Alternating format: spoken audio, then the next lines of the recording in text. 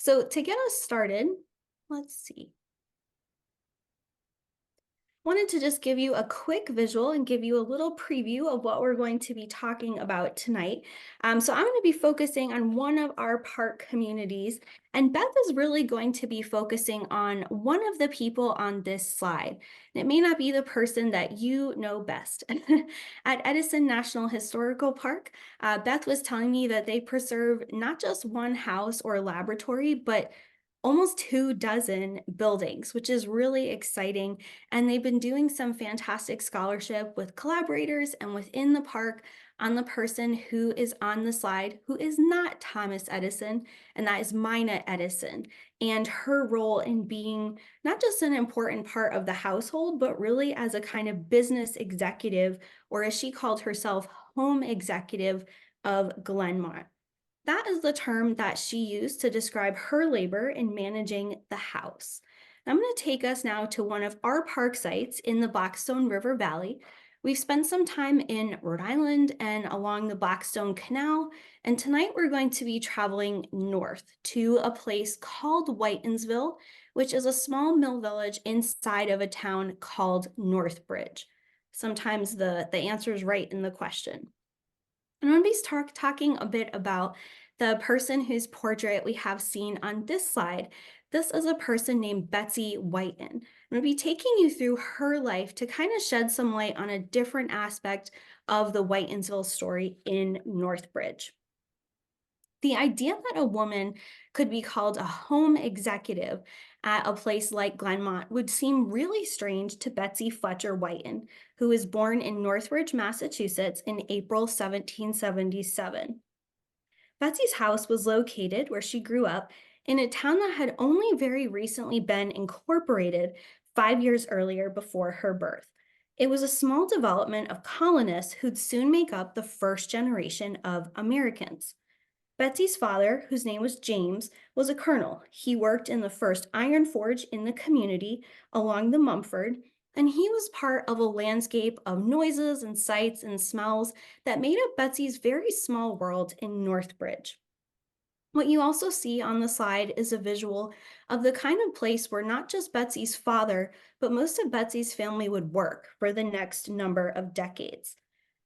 He had married well, this man, James Fletcher. Through his relationship with Margaret Wood, he'd gained access to a strong family business run by Colonel Ezra Wood and a prime piece of real estate.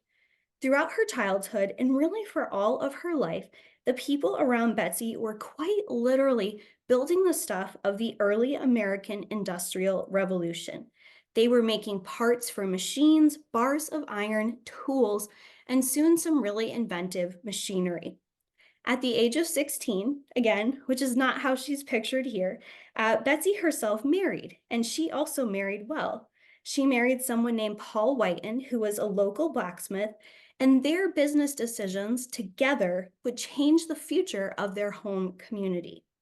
Their marriage happened in 1793, and at that time, Paul becomes a partner in what was then called Fletcher's Forge, essentially Betsy's family's business. It's also called the Works.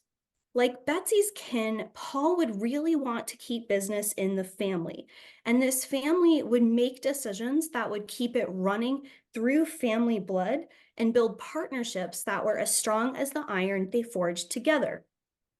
After more than a decade of partnership between father and son-in-law, the White and Fletcher alliance became even stronger with the establishment of the Northbridge Cotton Mill. And this is the waterway where they're going to start to build these early structures. In addition to making tools and doing work in the forge, Northbridge had been coming down with a disease we do not hear very much about today, but was all the rage when Betsy was starting her family. And that was called cotton mill fever. This desire to capitalize on the moment of growing industry and to turn small waterways in New England villages into big centers for textile production. What you're seeing on this slide includes the red brick mill or old brick mill, which would be one of the family's other businesses, going back about 200 years, and that still stands in Northbridge today.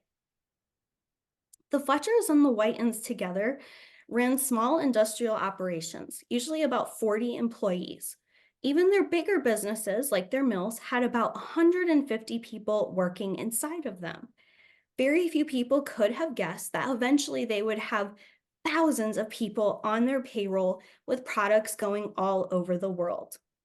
In the early days of the marriage between Paul and Betsy, there probably wasn't a sense that there was going to be this worldwide notoriety from their family.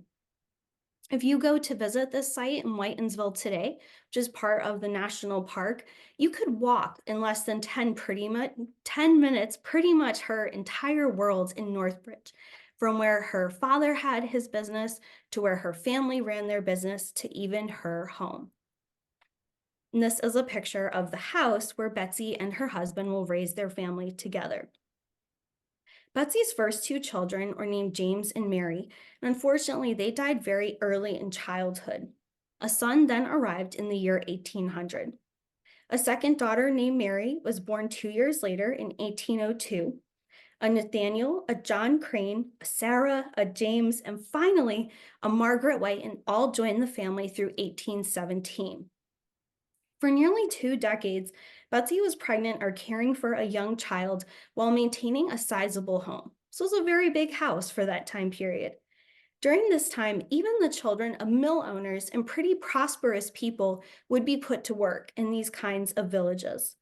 Paul Whiten's namesake, who'd been born in 1800, was hard at work by the year 1810 at his father's cotton mill. His brother, John Crane, who was named for a local minister, also worked in the cotton mill, but he had one less year of freedom. He was 9.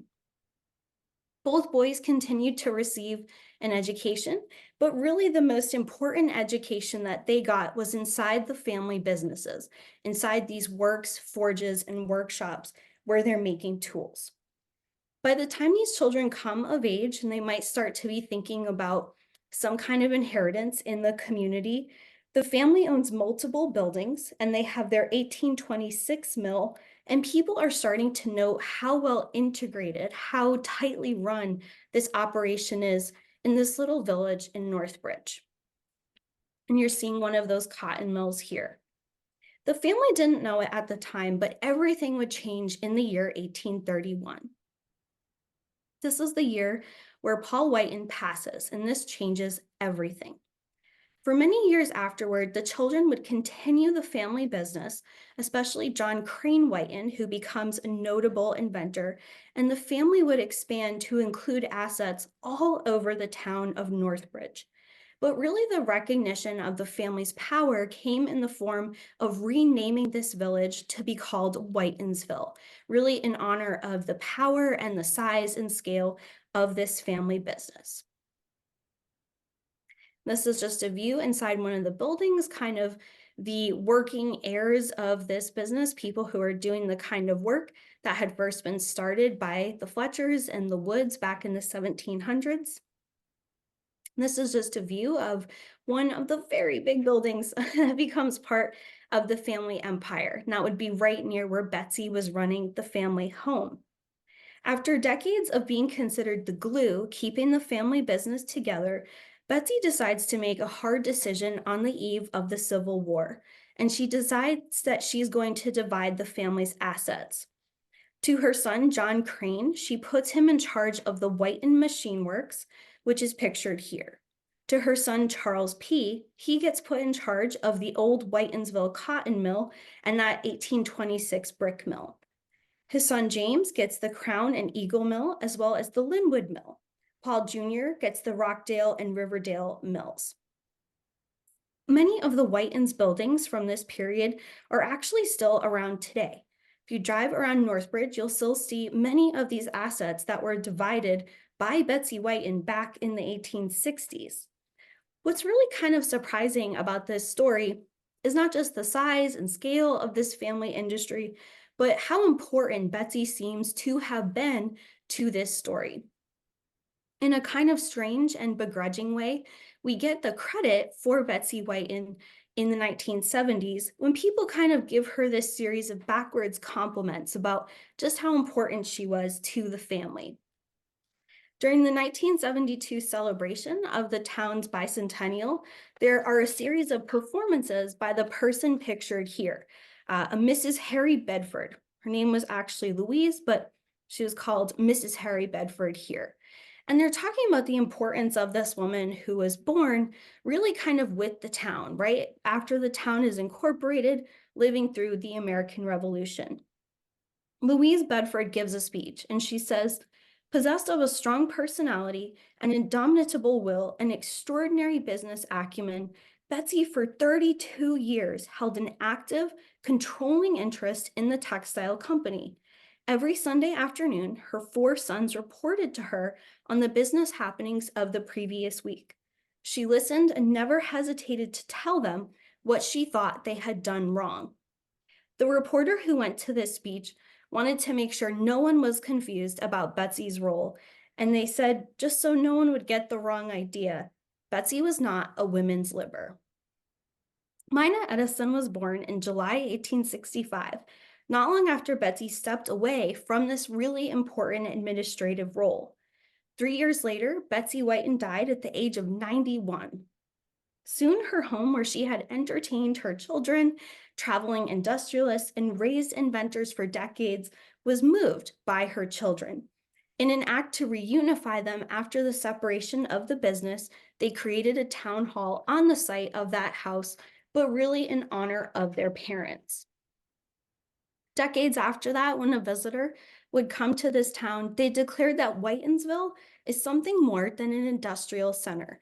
It is one of the model villages of the world. For Betsy, it had always just been home.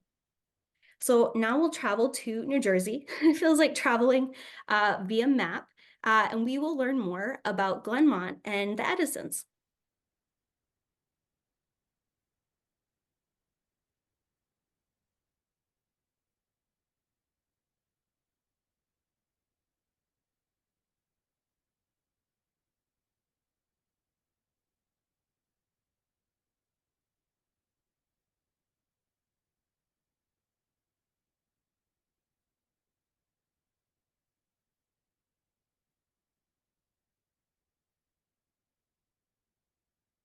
Just trying to get to the full screen here.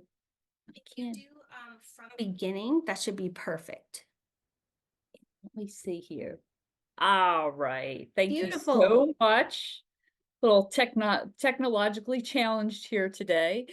Thomas Edison would be disappointed in me. Well, thank you for that wonderful introduction. And tonight we're really talking about one of my favorite subjects of all time, and that is pioneering women and their connection to business. And that really brings us to Mina Edison and what she referred to as her place of business. Now, before we tell you more about that and take a deep dive into it, what we're going to do is tell you a little bit about Mina's background, because I want you to understand how she arrived at this place of business and also how she arrived at referring to herself as a home executive. And that really comes about when she meets this man who sweeps her off of her feet, and his name was Thomas Edison. She admired Thomas Edison for so many reasons when she met him: his intellect, his mind, his scientific interests, his ability to solve problems, and yes, also his interest in business. And boy, was Thomas Edison good at all of those things. 1,093 patents with inventions that ranged in a spectrum that people say today shaped the modern world. So for example, here we see an example of his phonograph, also the nickel iron alkaline storage battery, and his practical incandescent light bulb. Now, Thomas Edison, after he married Mina Miller Edison, purchased this beautiful estate in West Orange, New Jersey. This was actually given to Mina Edison by Tom as a wedding gift. Can you believe it? And he said when he walked in that he was almost paralyzed by it. It was so beautiful. And he said it was too good for him, but not half good enough for his wife. So they begin life here in 1886, and Mina is really absorbing all of these ideas that her famous and iconic husband are sharing with her, and some of his approaches to his inventions and technology are being incorporated into the home. And this is one of my favorite pictures of all because you can see that Thomas Edison on the left is in his pajamas and he's listening to one of his phonographs in the family living room. And you can see also at Glenmont in some of these other shots, even in the den and the servants' dining room where the domestic workers spent their time, he had lots of examples of Edison phonographs that could be used in the home. He also used his Edicraft appliances in the home. This is something that he developed in the 1920s when he was really trying to find a more streamlined type of appliance that had a beautiful look, but was also highly functional with the Edison touch. He developed and produced everything from waffle makers to toaster ovens to siphonators, which is what we see here, which is a combination of a coffee pot and a teapot. You see that's on the left with the two spouts, one for hot water and one that could distribute the coffee. So mine is using these appliances in the house. And of course, she's also using Thomas Edison's most famous business product, which was his electrical lighting system. So she's taking all of this in, all of these influences, and she's trying to find her way. Keep in mind, as we see this photograph of a very young Mina Edison, that she was just shy of 21 when she married Thomas Edison, a man who was almost twice her age and also a very famous celebrity.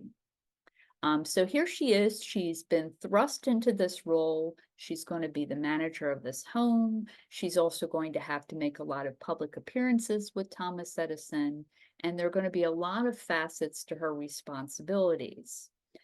She comes to the house, which is already fully furnished, and she finds out that she's going to be responsible for organizing the menus, making sure that she has the correct food in the house. She has to work with the budget. Her decorating has to be on spot, the cleaning, she has to make sure everything is wrinkle-free. And suddenly she's getting very overwhelmed and she doesn't think she can handle it. And she's making mistakes. And then she starts to try to operate the working estate.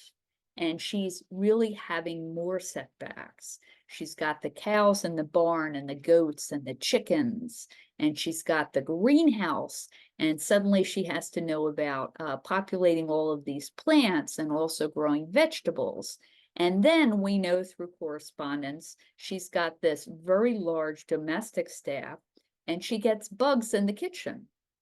And that's one of the first things that she encounters, which is a problem that she has no idea what to do.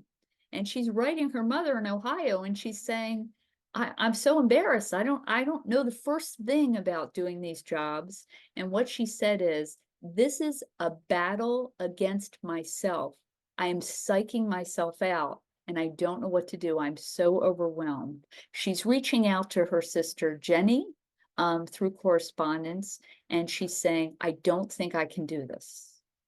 I think I'm in over my head. I don't know where to turn. And her sister Jenny is saying, you just have to have more confidence. And remember, you're a beginner and you're being too hard on yourself. This is a job that's very hard to do and takes many years to really perfect. So Mina has this idea, looking at her husband, absorbing his influence, seeing how he solves problems, and she decides that she's going to do research. And this is when she really learns about the home economist movement and the group of women who are coming forward and saying that working in the home is actually a form of science. It's a domestic science, and it should be treated that way. And women who work in the home should consider themselves to be scientists. And really, this is a training program that they're advocating for women, a school of thought. And interestingly enough, Mina's dad, who started a summer camp of sorts called Chautauqua in upstate New York, invited these women to come to the camp and talk about their home economist theories. So Mina is starting to pick up a lot of their books, like the one on the right by Bertha Terrell. And what's great about this is this household management book, are you ready? Actually one of 12. This was a correspondence course, and if you wanted to certify yourself as a household manager, that you had passed this training course, you had to complete the exercises in all 12 volumes. But Mina was all in. And she really wanted to embrace the words of Bertha. And I'm going to read you a little bit here about what Bertha was trying to express about housekeeping. Housekeeping ranks among the professions as truly as any other occupation. It is more than a trade, since one who works at a trade performs each day the task assigned, the work being planned and directed by another. It is the director who must possess and exercise the power to guide. So Bertha is really talking about this household manager being a director and having the qualities of a director. And Mina is really taking to heart some of this training that she's getting in these manuals and some of the words of wisdom that these home economists are imparting. And she's starting to apply them to her role as a spouse, to her role as a mother, how she's raising her children, how she's running her home, how she's running her events that relate to Thomas Edison. And then she's also taking these home economist theories and she's applying them to her very public responsibilities. So she has to do things like go to award ceremonies with Thomas Edison. She has to drive around in a car with him and wave, or she has to stand behind him or beside him for publicity shots. She also has to be interviewed, and she has to kind of toe the line and brand Thomas Edison and have the appropriate public image. Interestingly enough, what we've learned about her through our most recent research is that she also managed the paparazzi for Thomas Edison. So it was kind of the running joke that if you wanted to have a meeting with Thomas Edison, you did not call Thomas Edison, you called Mina, and she was the gatekeeper. She was the person who decided who interviewed him, who shook his hand, who got to meet him, all those types of things. And I just wanted to show you this shot because I wanted to show you how challenging that position of really being the PR person, the handler for Thomas Edison was, because of the fact that he was such a celebrated man. He really had celebrity status at that time, and Mina really spent a lot of time fending off the crowds and really protecting his privacy. So she really gets into this idea of her business. She's considering operating her home and also managing her husband and her husband's career and networking for him, her place of business. And she is starting to really establish agency with that. So now all of a sudden, the interviews that she's doing are not about Thomas Edison. She's starting to talk about her role and her contributions. And I love the title of this newspaper article. Gracious wife made it her job to care for greatest inventor. So this is how Mina is describing her role in Thomas Edison's life. And what's really telling is she's referring to her work as a job. And later on in her life, she will also refer to it as a career. And this saying I love, which is at the bottom of the article, really what the article is saying is Mrs. Edison is a great champion of the home that is the home with women in it.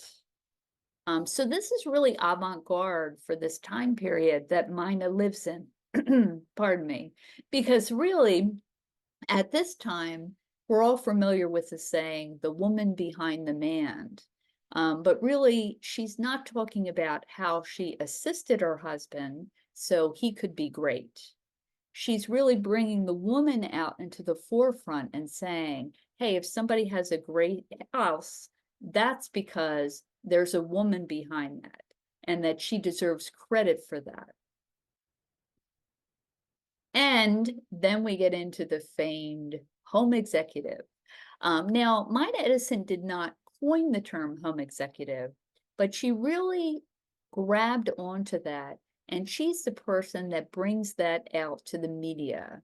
And she's encouraging other women to use that as a way to refer to themselves. So this is a very famous article that appears that talks about Mina Edison. And it's saying that she doesn't believe that people should be referred to as a housewife. Women now must be referred to as a home executive. And I read from the beginning, the label housewife should be abolished and the phrase home executive substituted for the modern homemaker, Mrs. Mina Edison Hughes, widow of Thomas A. Edison, said here Friday. So really throughout her entire life, she's advocating for this term, this sense of respect, and she's legitimizing the work that women do in the home. She's referring to it as a job, as a career, and she also thinks that women should get paid for it. And this is one of my favorite pieces of information that comes out of the archives at Thomas Edison National Historical Park. For those of you who are not familiar with our archives, we have 5.5 million pages of documents. And many of those documents come from Glenmont and were retained from Mina's time as a home executive. So this particular piece of paper is addressed to Mr. Randolph. He is the man at the laboratories who is responsible for cutting the checks for the payroll for Glenmont, for the people who are on the staff that need to get paid. So she's directing him, you can see in this note, that he needs to pay the waitress $18, the cook $30. He needs to pay the maid $18, the nurse $18, the laundress $18. But wait, what's that last line? Myself. Pay myself $25. And just so there's no confusion, she writes underneath it, Mrs. Edison. And then she clarifies that on the left side, saying that these are the salaries for the help in the home. So to me, this is a very telling document because not only is she identifying that home executives should get the respect they deserve, she's also indicating that they should be compensated for their work. So I mentioned that throughout her entire life, Mina Edison is really advocating for legitimizing domestic labor and elevating it so that women get the credit that they're due. And this really results in a giant media face-off in the year 1930. And what I mean by that is that the press got a hold of this and they thought it would be really great if Mina Edison, that you see seated on the right in the chair, had a debate, a face-off with Eleanor Roosevelt, that you see seated on the sofa on the far left. And the idea was that these two women should talk about the future of women in society. And the title was What is the modern woman's place? Is it in the office or is it in the home? So Mina Edison was team home and Eleanor Roosevelt was team office. And they had radio shows, they had newspaper interviews, all kinds of things to really publicize this very public face-off, this debate. And this is what Mina said as part of her face-off rebuttal. Unless the women of America make a decided effort to return to the business of homemaking, the most vital foundation of our national life is threatened. Since the days when the pioneers settled here and built their homes out of the material at hand, the home has been the backbone of America. It is to its homes, its family life, and to the women that have been responsible, therefore, that our country owes its strength and greatness. America is essentially a nation of homes. And Mina really practiced what she preached. And Thomas Edison, by default, went right along with it. And you can see here that there are two business executives working in the same room at Glenmont, a room known as the family living room. On the left, you can see Thomas Edison's desk, where he would hammer out his ideas for inventions before taking them down to the laboratories. But on the right, you also see Mina Edison's desk, where she can perform her home executive duties. So we have a lot to thank Mina Edison for, because she's a person that really had a new perspective on business, and she wanted to use that perspective to elevate women and their work, and to show that they were making a meaningful contribution, even if they were only working in the home. And I think she would be very proud today of the leaps and bounds that women have made. And I think that we owe a lot of that to her ideals and her advertising and making public mention of the importance of this work and its features. Thank you so much for your time and attendance tonight, and I'm very happy to take any questions. Thank you. That was so interesting.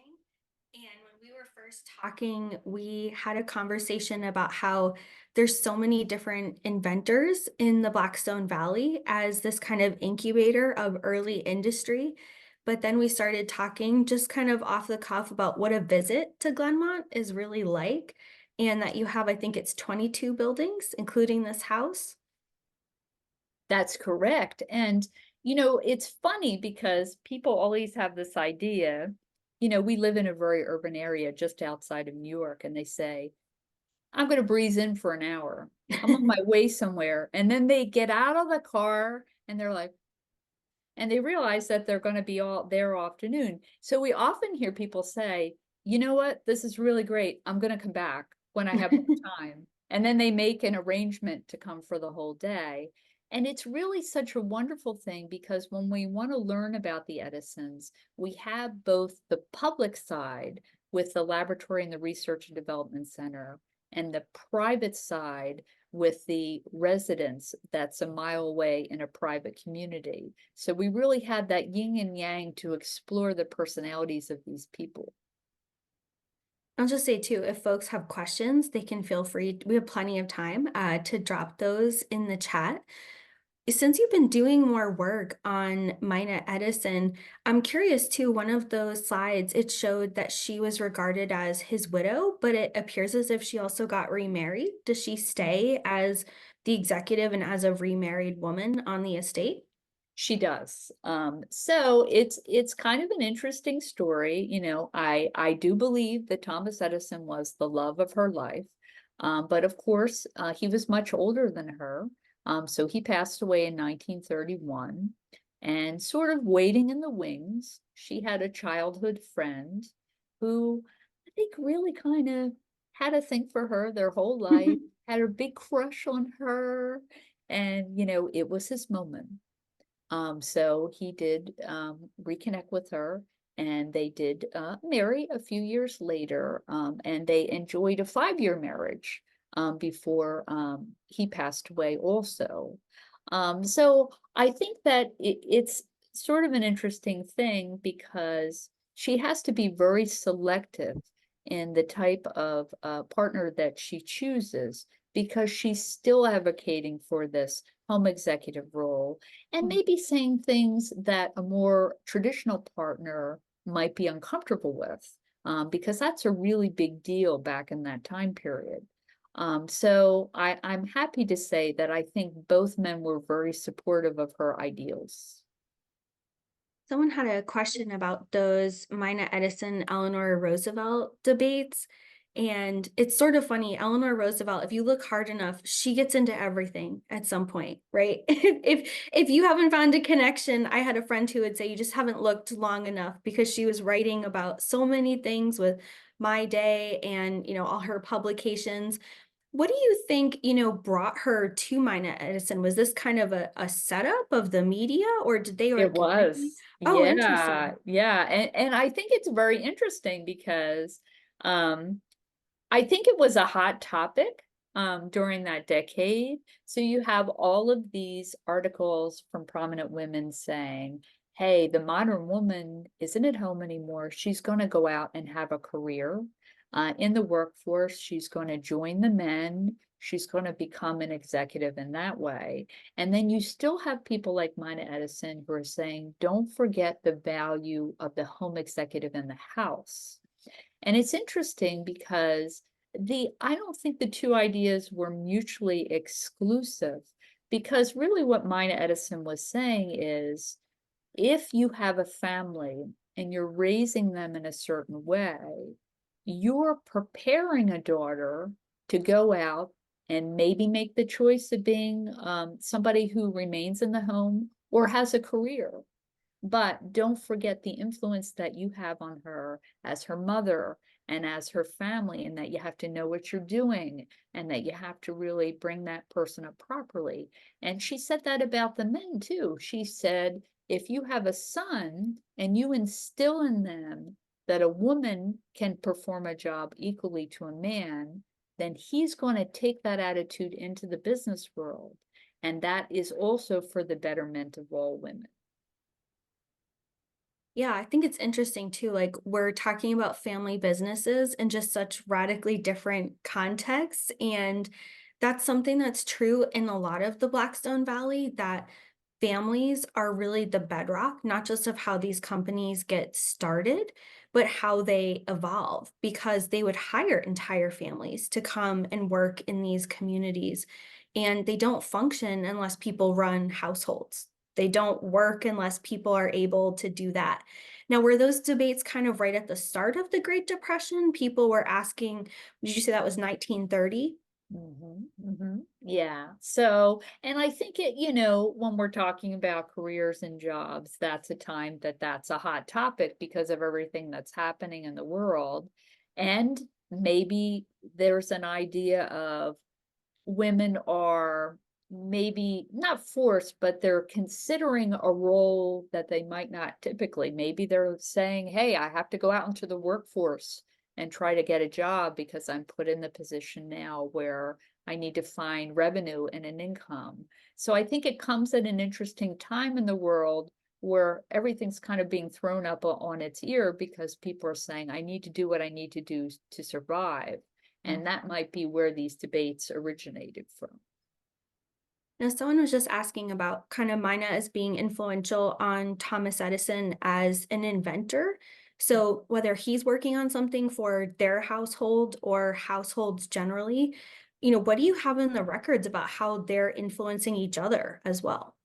Oh, this is what we find out that is so fascinating, and we're just like scratching the surface of this. Um, so we had this idea before Mina's doing her thing at home. She's the home executive. She's excelling at that. Their ship's passing in the night. He's at work all the time. He's working all these long hours. They respect each other. And, once in a while they're connecting and maybe they're interfacing. But it's not that way at all. And what we're finding is that she helped with his inventions. She helped with the experiments. They bounced ideas off of each other. He was really giving her advice and contributing to some of the philanthropic efforts and the charities that she had. They have books in their family library where they're having debates back and forth through marginalia in the books. So their relationship is very interesting. And I think particularly for that time period, it's more of what we might consider to be a modern relationship where they're a team. So yes, she really is contributing to his inventing efforts. And we're finding out more and more about that every day. So you said you have, thousands and thousands of records. What happens at Glenmont after her passing? Well, interestingly enough, and this is a story that we're going to be exploring over the next 2 years with our Mellon Fellow, who's going to be exploring the domestic workers who worked at Edison. And then we're going to be opening up some of their quarters where they lived as part of that project.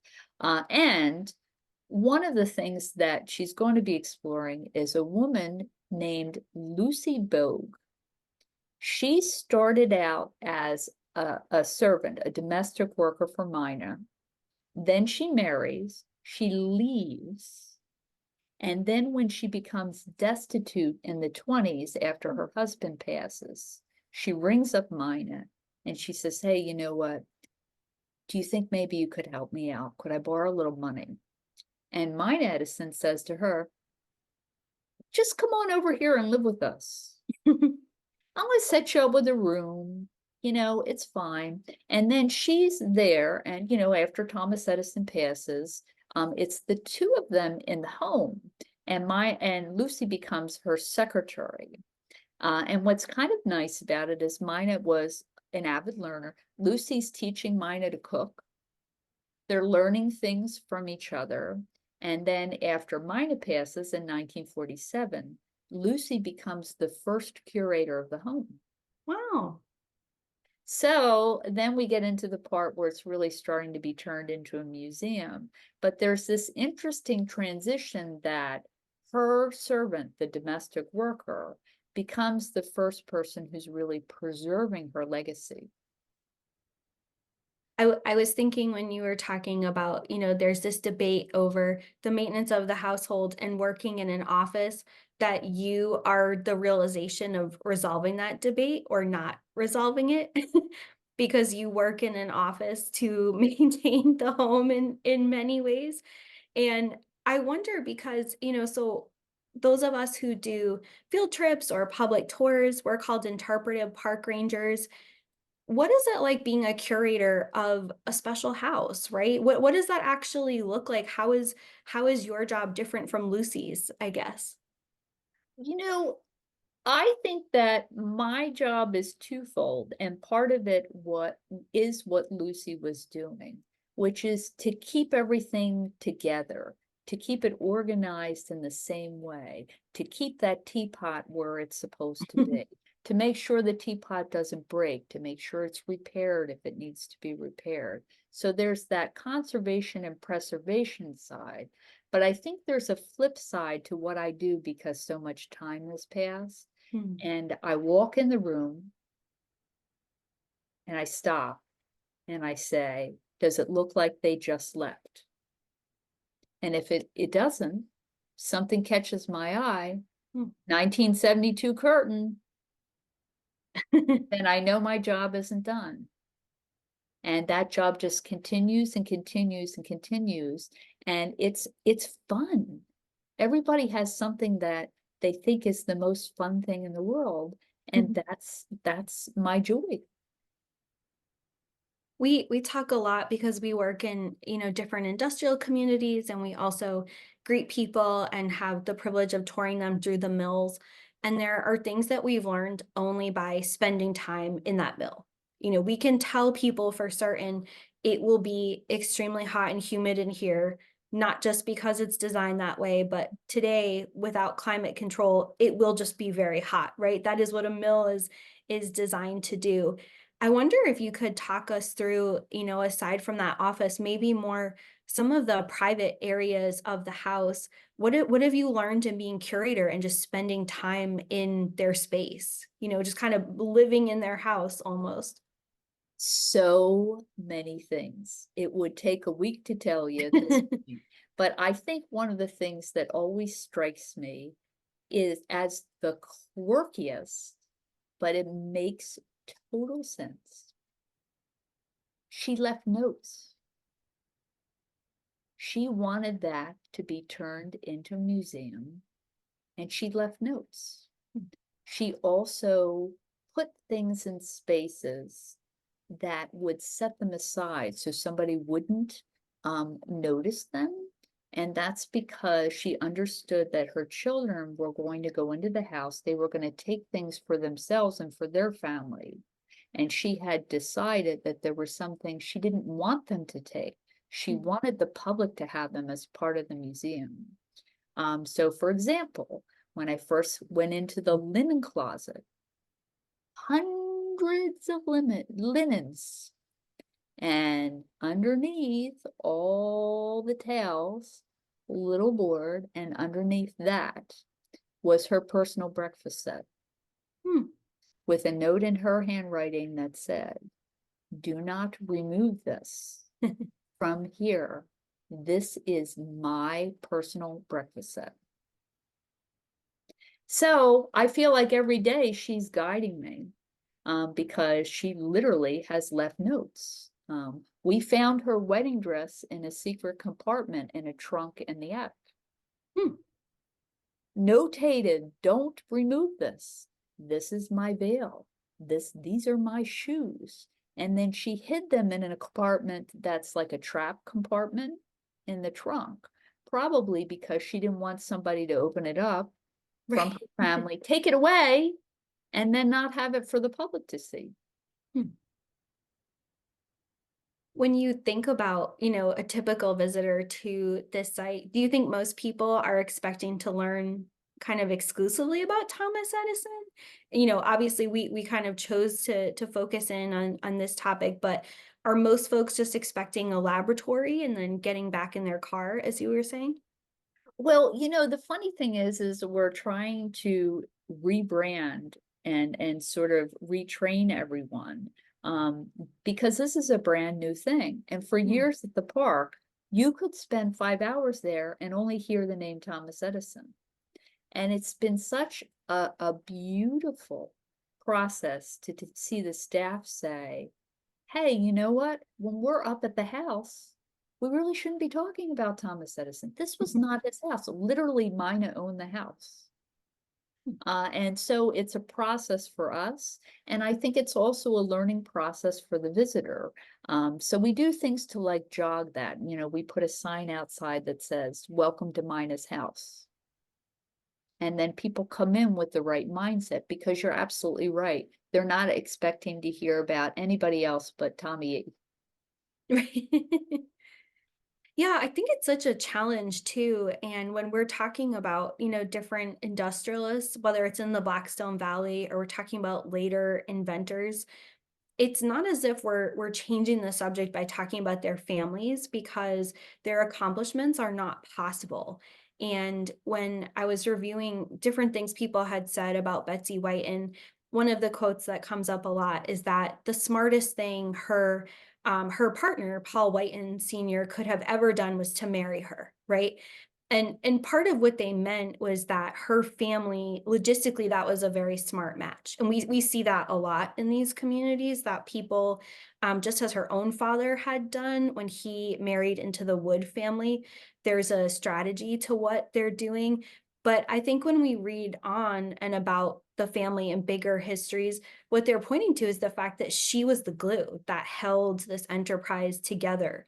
And even in dividing the assets, she was ensuring that they all kept a family brand without tearing the actual family apart, which is kind of interesting and important. Um, Someone was asking, do you have any books about, Mina specifically that you recommend? Or if not, maybe books about Thomas Edison that you think do a good job of telling that story too? Yeah, I would say, there are several, and believe it or not, there's a woman named Alexandra Reimer who came out with a book, I think about a year ago, that's exclusively about Mine Edison. Mm. Now, that is kind of told from the perspective that some people might say it's more like a historical fiction type of novel. So you have to be interested in that side of things. But the tried and true is a gentleman by the name of Connet, Robert Connet, and he wrote an Edison biography. I think it was several decades ago. However, this is still considered to be the biography that tells it all, and it really does also cover Mina, and it covers Glenmont, and it covers their children. So that's the one I would recommend, the Edison biography by Robert Conant. And if people are thinking of, a lot of people do tune into this because they're thinking of coming out and visiting. Are there any special things happening in the next 6 to 12 months that you especially recommend for a visitor? Well, really for us, I would say the grounds of Mm. Glenmont, just really to come during a season in the spring or the summer when you can enjoy the grounds and the community. Remember that Glenmont is in a private residential community that dates back to the 1850s, and it is like walking into a fairy tale. Like when you go there, just to sit on the grounds and enjoy the piece of it. We use the word picturesque or bucolic, but we still do have that cultural landscape. And that's one of the features of the house that people most enjoy. So I would say come in the summer months for that. Now, also, of course, we're still piloting our Mina's Place of Business program. Got to get a plug in there. And that's a walking tour that takes you around the grounds and explains to you more about her role as a home executive and also as an estate manager. So that's also available in the summertime as well. Have you ever come across a business decision that she made that you thought was kind of questionable? Yes, um, and I'll tell you why. I think that when women were schooled to take on these responsibilities, they're so focused on budgets that they would always take the least expensive contractor, and we all know how that works out. So yes, for example, she chose the cheapest contractor to extend out one of the rooms over the portico share in 1905. And then by 1920, her son was saying, Mom, think the guy you chose not so good. Here, let me put this pencil on top of the bookcase and let's watch it roll all the way down to the other side of the room. So even then they knew that the house had been compromised and that a beam would have to be added later to make up for that. So some of those decisions I think were questionable, but she was probably doing what she was instructed, which was to not spend a lot of money. Who among us has not regretted an addition above their port cochere? Let they who have not regretted that cast the first stone, I guess. You said you live in a wonderful glass house, so I was thinking of you. This has been so fascinating, and I think part of what is wonderful about connecting with rangers from, all over is not only do we get to tease out that story from park to park, but I think often we get to hear about maybe an underexplored aspect of a site. And someone was asking about daughters, and I think that's also, I think they mean with the Whitens. Yeah, that's a wonderful, wonderful question, and a great place for us to wrap up before we just kind of informally chat for a few moments. And part of what is so interesting to me is when we look at a place, right? We look at the Edison estate or we look at Whitensville, we think of it as being named for a family. And I think sometimes we don't always imagine that as expansively as we could, right? Because if we were to talk to these people, they themselves would have acknowledged that these women were integral to the business. And what I liked about those 1970s articles is they were trying to, make people unafraid of Betsy Whiten. She wasn't a radical, she wasn't a women's liber, and they have this, older adult in the community dressed in the old-fashioned garb. But I think what was untraditional about her in many ways was having her sons report to her, right?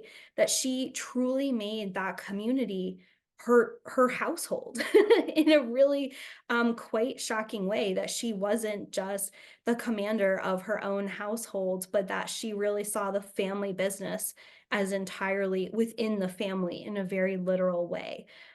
Shannon is mentioning that she loves the lesser known stories. I totally agree. And I think as we go towards the next few years in the National Park Service, it's always a joy when we get to share these great nuggets of things that we turn up with everybody else. You don't always get to include it on every tour. We heard such amazing things about you, Beth. And I say this as a high compliment that you also found a way to bake cookies while you were in a hotel for a training.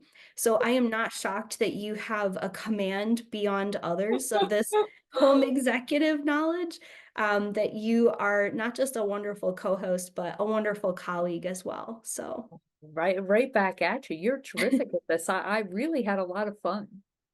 we had a lot of fun prepping for this, and I hope you all did too.